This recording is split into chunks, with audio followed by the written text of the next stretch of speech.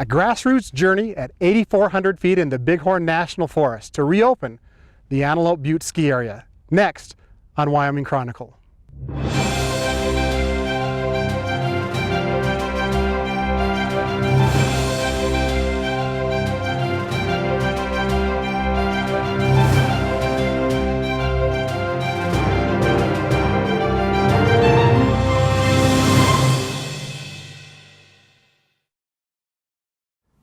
I'm Craig Blumenshine from Wyoming PBS.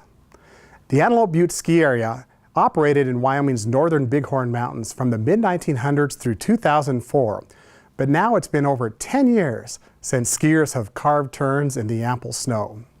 The Antelope Butte Foundation is making one final effort to re-energize the mountain, not just as a ski area, but as a year-round recreation destination.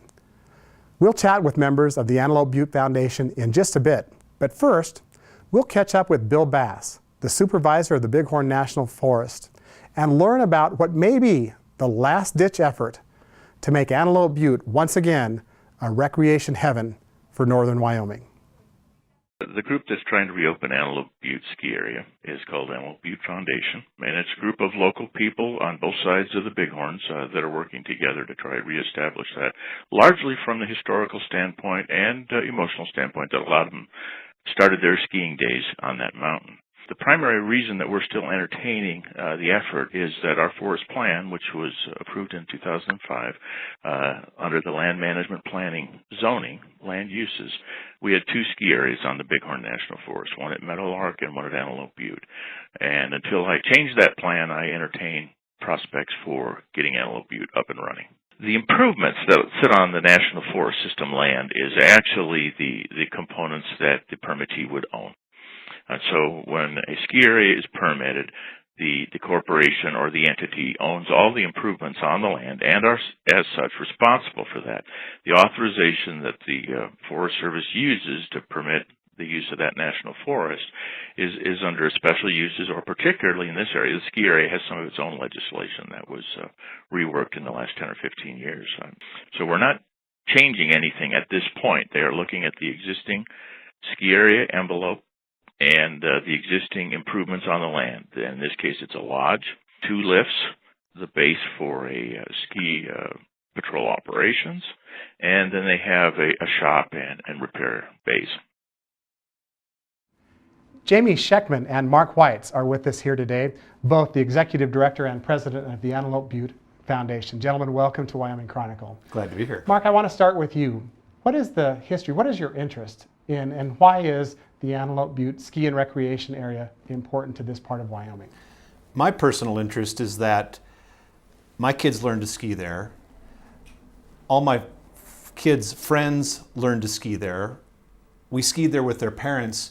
Going to Antelope Butte was a community get-together, and it was so nice, so safe, so inviting that we would go up there and dozens of our friends would all be up there having a great time. So it was a great way to get my kids exposed to the out of doors in a relatively safe environment, get them turned on to Wyoming mountains, and really just enjoy the thrill of skiing and being out with friends that we love. People from the generations speak to that. I have some friends who started the ski area that are in their 80s, and they tell the same story about how great it is to go up and ski with your community. But for you, that ended almost overnight for you and your family. Completely unexpectedly. Saw an article in the Sheridan Press in April that said the ski area won't open next year. My kids were 8 and 10. It basically cut us out at the knees. I never saw it coming. So from then, you had to make a decision by yourself and perhaps with others to maybe get this project rolling again. Tell me a little bit how that came about in your life. Sure. Well, in 2004 is when the ski area closed, and we all kind of wondered what was going to happen. And we would read a few things in the newspaper, and there would be rumors flying about, but basically what we heard was that it had reverted or fallen back to the Forest Service, and that it might come up for sale sometime. So that's what we kind of lived with, sort of just puzzling for years. And it wasn't until 2008 that we read that the improvements or the facilities were up for sale. And if you remember, 2008 was just the bottom of the recession. So then we kept thinking, well, gosh, we hope somebody buys it. And this is just folks talking around town. There hadn't been any kind of concerted effort at all. Kind of hoping, I guess, that a white knight would come along or somebody would come along and buy our ski area and open it back up. And it just wasn't happening. So really there wasn't an epiphany during that time to say, we've got to get to work and get this going. But for me, what happened was in 2010, we read that somebody on the other side of the mountain was planning to open the ski area. And my daughter and her friend found out who it was, and they wrote him a letter and said, how old do you have to be ski patrol? How old do you have to be to join the race team? And he wrote a real encouraging letter back.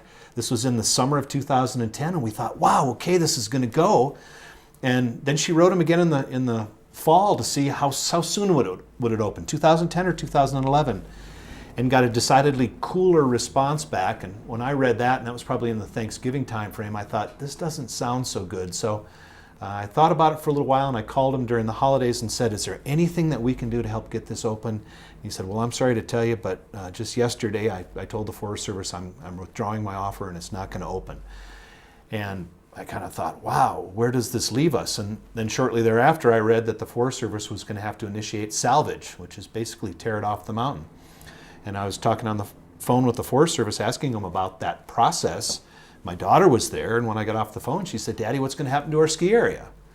And I just didn't have the guts to say they're going to tear it down. So I said, well, we're going to work to get it open. So that's really the genesis, was in early 2011. And that was the time that I started asking around town, would folks be interested in figuring out how to do this? And people like Josh Law and a variety of folks said, yeah, we don't know what we're doing. We've never done this before, but yeah, we got to do something to get this open, or else it's going to meet salvage. So the first thing that we did was sent letters to the Forest Service and their congressional representatives just saying, please halt the salvage while we try to figure out how to do this, how to form something.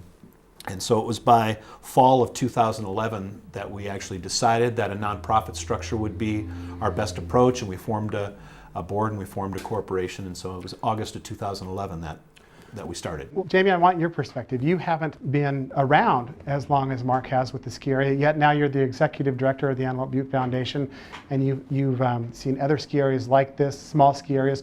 Why is the area so important to a community like here in Sheridan or across the mountain in Grable or in Basin? Yeah, these community ski areas are a big part of the fabric of the community. They're like a swimming pool or a volleyball court or something. They're a place where families and people can come and recreate. They're also important winter drivers of economy, and they create jobs, they create a buzz and things to do in the winter, and they're really important to the overall ecosystem of the ski industry. These smaller, what I call breeder feeder ski areas, are really important for the overall industry's health and growth. Without these smaller ski areas with their $30 and $40 lift tickets, it's going to jeopardize the bigger resorts and their $100 lift tickets. So it's a really big part of the whole ecosystem of the ski industry. In our country, though, really skiing is almost a dying industry, or at least an industry that's struggling a little bit. Is that what you found nationwide as well? Yes, my organization, Mountain Riders Alliance, works with smaller community ski areas, and during the 80s there were 735 ski areas operating. Last year there was 470, so a full third of them have gone away, and they're typically these smaller independent ski areas. And there's four things that are challenging them. There's climate change or drought, there is aging infrastructure, there's access to capital, and there's rising costs that are challenging these smaller ski areas. And these are all issues that are facing the Antelope Butte Foundation in order to reopen, as it were. How are you attacking it? What is job one for you now? You're in the process, I think, of at least purchasing the assets that are there. How have you raised funds for that, Mark, and where is that process today, and what are your timelines? Sure. So the process with the Forest Service, which began in 2011, so it's been a while, it kind of rolled slowly. And we've had to do a lot of work, a lot of background work, a lot of networking, and building ourselves as a corporation to get to the point of being able to offer a purchase and sale agreement to them, which we're going to be doing probably in May. And that will start timelines then that we'll have to make payments on a certain schedule and prepare permits on a certain schedule. So what really culminated it was our willingness to purchase an appraisal, a commercial appraisal for the property. That cost us $15,000. How we have been fundraising has mostly been quietly and through people writing smaller checks, $100, $500 checks, $20 checks, selling t-shirts, that kind of thing. We're now poised to raise the larger capital funds that are going to be required to refurbish and reopen the area, buy all the equipment. And those capital requirements are extreme. They're substantial. And let's talk about those for a little bit. We were at the ski area earlier today. A lodge that needs to be refurbished, lifts that haven't operated for quite a while, other structures that need to be created and maintained. What's your role in that process, Julie? I'm overseeing the project development, and right now the price tag is at $4.33 million, which is not insignificant. But we believe strongly that if we do this right and we continue with our sustainable vision, we'll be poised to be around for generations to come. Now, it's worth pointing out that there's already one other ski area in the Bighorn National Forest, and a question might be, is the forest large enough for two ski areas? And I'm talking about Meadowlark, which is near Ten Sleep. What are your thoughts about that? That's a good question. Both ski areas, Antelope Butte operated for 44 years, and during that time, Meadowlark and Antelope Butte operated at the same time for, I think, 15 or 18 years, something like that. And when both were open, both did better. And so some will use the Lowe's and Home Depot or Holiday Inn and Hilton, that they co-locate because it tends to bring more of a critical mass. But that's kind of anecdotal, but the data show that when they were both open, they both did better. Your experience with ski area is the same? Absolutely. The tide rises with all the ships.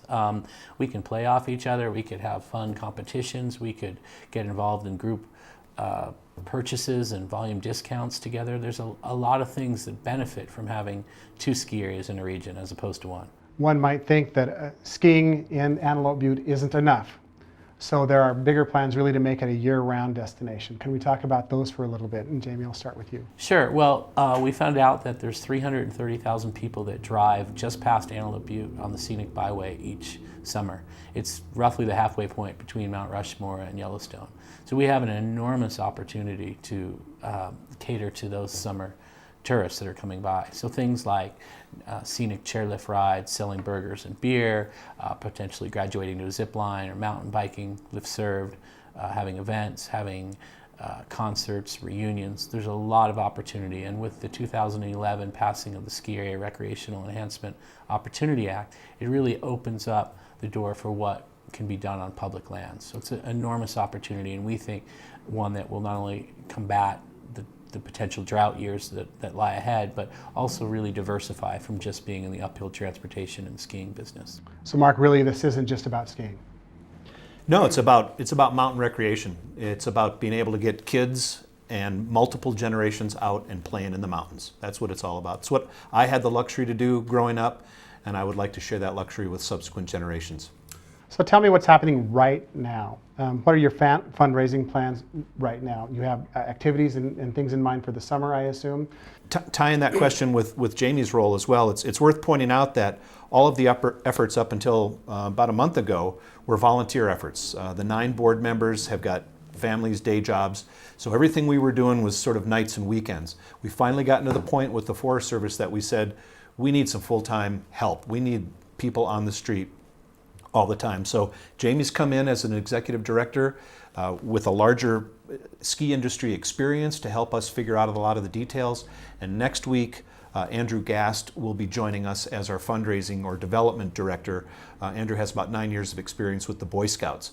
And so he's bringing in formalized programs. We're already forming steering committees. We have multiple events happening. As Andrew would explain it, he does it better than I, fundraising is a bit reverse from normal. It's kind of a reverse pyramid. So you start off with a quieter campaign, and that's what we're engaging in right now, and then finish it off later with a larger public campaign. So we're just getting ready to enter into the quieter phase, where we'll be talking to a variety of foundations and hopefully larger donors that would like to help us get our footing underneath us. But you asked about activities upcoming, and I would be remiss not to mention that on July 18th, we'll be having the second Antelope Butte Summer Festival.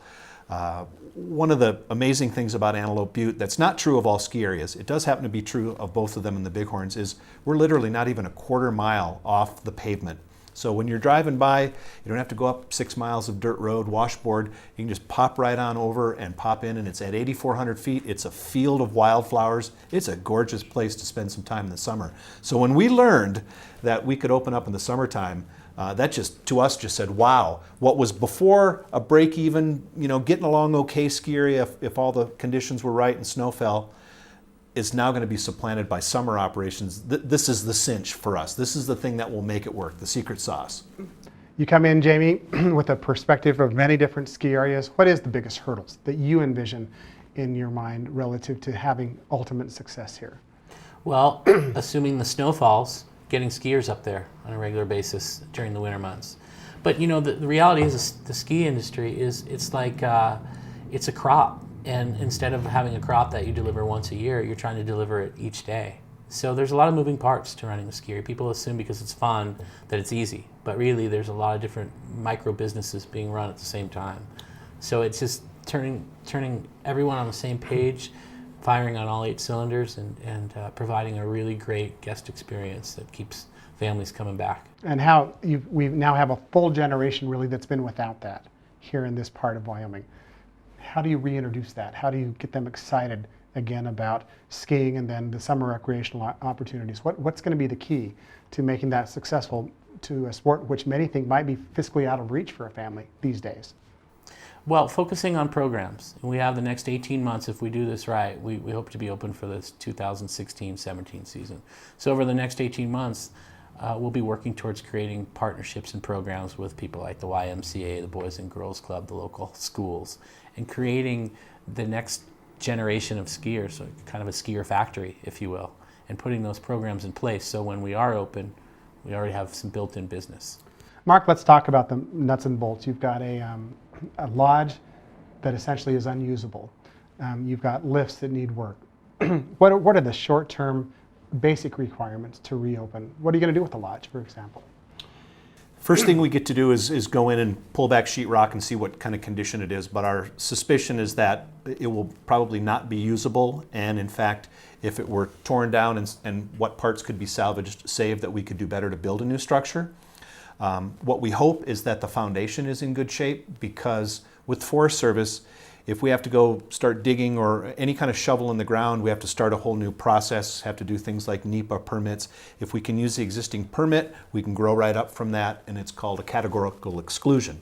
So our plan is, and as soon as we get in there we'll know better, is probably to pull all the lumber off the top and rebuild the foundation back up.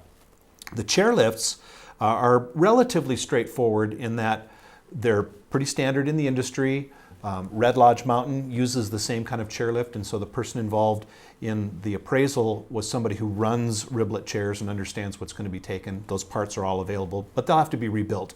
What's kind of nice, though, is that chairlifts are not unlike conveyance systems at coal mines. They use the same kind of drive systems, the same kind of motoring and switchgear, so we actually have expertise in our region that supports this kind of conveyance. There are 2 lifts at the ski area. Correct. Any ideas? Are there longer term plans for expansion, or is this area adequate really to meet what you project as need? That's a great question. In 1999, there was a master plan done with 2 more chairlifts and considerable expansion and base lodging. And that was what we were living when Antelope Butte closed down, was that it was getting ready to expand. So sure, in the best of all possible worlds, someday we're bigger and there's more terrain, but the near term goal is to get it back open again and get people back up on the slopes and up enjoying it all months. Jamie, you're one of the few who skied this area quite often in the last few weeks. What's your perspective on it as an area, as a place where someone might want to learn to ski or to bring their family for a weekend? It's a great community hill. It has terrain for all abilities. It's very accessible. There's no major cliffs. Mom and dad could let their children go and ski there and not get in a predicament. The other thing I found very interesting is here we are, it's the end of April, and there's still really good coverage up there. And this is all natural snowfall. There's not a snowmaking system up there at the moment. So at 8,400 feet at base elevation and north facing, it really preserves the snow that it receives well. And that's something from skier standpoint that's invaluable, the white gold as we call it. Generally speaking, when does the area open? Is it critical to open before Christmas? as some areas you read about? All ski areas will tell you it's critical to be open for Christmas. Yeah. Yes. Is a normal snow pattern allow that here at Antelope Butte? There's not a great record. In fact, there's no record of snowfall other than anecdotal. So I can tell you for the last 6 or 8 years, I've been skiing in late October and early November every year. But there's not a long-standing snow record to know. There are some sites up there that are, sort of 8 miles away, but there's quite a variability in the Bighorns and in any mountain range. So we don't know. Yep. And the records are kind of hard to come by. Yep. A north-facing mountain. What's the quality of snow generally mid-season? It's great. The north tends to be in the shadows more, stays colder, snow stays drier, so it's generally what we call midwinter packed powder. Great stuff. Other ski areas in Wyoming require snowmaking. You really envision that this area might get enough snow to not require that. Is that still in the long-term plan? Is it a requirement in your eyes or not to be successful? Or do we know? It ran 44 years without, but it's certainly nice insurance. The issue is whether or not there's water and water storage enough up there. It's also a pretty expensive proposition, but we have an engineering firm that's looking at that right now. Really? Yep. Any preliminary analysis? Nope, just getting started. And the idea is that this area gets over 250 inches of snow a year, perhaps. Some estimates as much as 300 inches of snow. What's your take on the amount of snow really that's in the area? Well, I'm new to the area, but I skied there in the last week, and there's still 3 feet of snow on the ground at the end of April. So that tells me that it's a pretty reliable snow belt. This is considered an average winter by most people's standards in these parts and hydrologists. So from my perspective, it seems pretty reliable. We've talked about a timeline for the winter activities. Have you put pen to paper on a timeline for some of the summer activities that we've talked about? Scenic chairlift rides, marketing those, mountain biking, zip lines, all those things. Is it important to start slow and grow, or to do a lot at once? What are your thoughts on that? That's a great question, and there are a couple things that enter into that will answer your question. One, this is pretty new to the industry. In fact, this will be the second report out year that these areas have had a chance to see what's working. You're talking about summer activities. Right, summer activities. On public land. On public lands, on the Forest Service lands. So we're actually going to a national conference in a couple of weeks, and we'll see report outs on what's working. So for the first year, not surprisingly, selling food and scenic lift rides were the easy one, because you could just turn on the lifts and turn on the grills, and away you went. As far as things that require a little more capital, we'll see. The second part is, we know from traffic counts that there's 300,000 plus people going up there, but we don't really know what the demographics are. So we're working with Sheridan College right now. We're going to try to put together a survey that an intern will operate this summer up on the mountain to try to get a better sense for really what would they be interested in? How long are they staying here? How many people are in their car? What kind of age groups are they? The potential might be, though, that this area could become known as much for its summer activities. What's your experience with other smaller ski areas that have really tried to introduce summer activities, mountain biking, those types of things, Jamie? Yeah, well, the ski industry, about 84% of ski areas now have some form of summer recreation. And the reason they're doing it is because the winters are becoming less predictable. And the other thing that really happens with summer recreation is you get to retain employees year-round, which is really huge, because instead of going through the hiring process each fall, you can retain more employees on a year-round basis, which is just better overall for the whole thing. So there's a lot of positives that come out of the summer recreation besides the revenue and not having to rely on snow to make money. Are you certain you can get employees to the area? Is that a concern of yours, to being able to staff what it is that you have in mind? I really don't think so. The Bighorn Basin is historically somewhat depressed, and a lot of folks are in agriculture over there. So I think wintertime employees are pretty reliable. Summer, we'll have to see. We'll have to make it worth their while to be able to do that kind of seasonal work. But there are a lot of seasonal workers. So we sure hope that we'll be able to bring in quality employees. And I think we can. Your market is not just Sheridan and Grable. What is it that you foresee that your market is in Wyoming? Well, it's northern Wyoming. Yep. And we think that our product will be unique, will be special, and with the buzz that we're creating with bringing it back from a 10, 12-year hiatus, we're excited about the future. So I think it's also worth mentioning a lot of ski areas are in pretty rugged terrain. So to think about utilizing them for mountain biking it would be for the gnarly riders, if I will. But the bighorns are relatively flat and open. There's a lot of meadows, a lot of grassy, flowery areas up there. So they really lend themselves to a variety of summer activities, I think more than many. And so the idea of being able to have the bighorns not only be between the Black Hills and Yellowstone, but to be a really nice destination place to go mountain biking and just to be up in the mountains camping, I think is a very palatable and marketable thing for us to be able to offer. They're gorgeous up there in the summer. So in the next few weeks, speaking of pen to paper, that sales agreement is what you'll sign next. Is that a done deal as you look at it right now? The lawyers are still working on it. As far as we're concerned, yes, but the lawyers are still working through the details. It'll be exciting to follow the project for sure. Jamie Scheckman, Mark White, thank you so much for joining us on Wyoming Chronicle. Thank you. Really appreciate it. Our thanks to Mark Whites and Jamie Scheckman of the Antelope Butte Foundation. We also wanted to catch up with one of the foundation's youngest members, Josh Law. Josh learned to ski at Antelope Butte, and as a kid was excited when he first got his driver's license, but then learned the place had closed down. Here's our interview with Josh. Josh Law. Josh, you're the youngest board member of the Antelope Butte Foundation. Why is it so interesting for you? What is your history with Antelope Butte? Well, I started going to Antelope Butte when I was about 10 years old. Some friends took me when I was, I think, 4th or 5th grade. Something Growing up there. here in Sheridan? Growing up here in Sheridan, yep. And I remember thinking back when I pulled up with it being covered in snow. I was there a couple years earlier, and I remember looking at a green hill in the summertime, thinking, why would anyone want to do that? Why would anyone want to ride up a lift and go down? And yet, I found myself there, and my friends were all about it, so we went snowboarding. So I started snowboarding. I transitioned to skiing later, but it just became a passion of mine. My parents didn't grow up skiing. They grew up in Las Vegas, of all places, so they didn't grow up skiing at all. And eventually my dad woke up one day and said, hey, let's go up to Antelope Butte. You know, Josh has been once or twice, and we should go. And it became a consistent weekend thing. That's all we did. We just skied every weekend.